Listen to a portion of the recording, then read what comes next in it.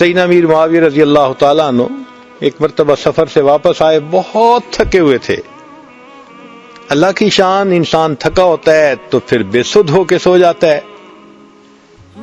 ایسی گہری نیند تھی کہ اس دن تہجد قضا ہو گئی۔ تو جب آنکھ کھلی تو اتنا روئے، اتنا گڑ گڑائے اللہ کے سامنے کہ آج سفر کی تھکان کی وجہ سے میری تہجد قضا ہو گئی۔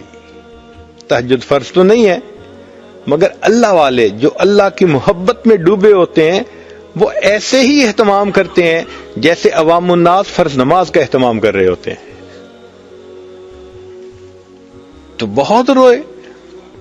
خیر اللہ کی شان، کچھ عرصے کے بعد پھر ایسا ہی معاملہ ہوا۔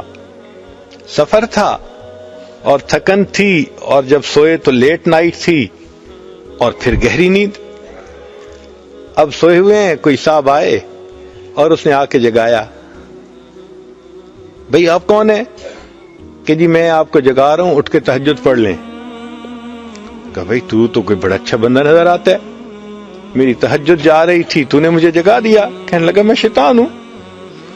ان کا شیطان؟ وہ تو کسی کا بھلا نہیں چاہتا۔ کہنے لگا بھلا تو اب بھی نہیں آپ کا کیا۔ انہوں نے کہا کیسے؟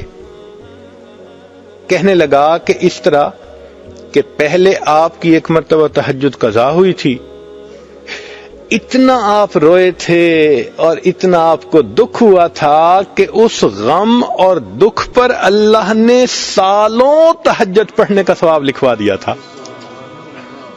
آج پھر سوئے ہوئے تھے، میں نے سوچا پھر تہجد قضا ہوگی، یہ پھر روئیں گے، سالوں کا ثواب پائیں گے، تو بہتر ہے کہ میں جگا ہی دوں، لہذا میں بنفس خبیث خود آ کے آپ کو جگا رہا ہوں۔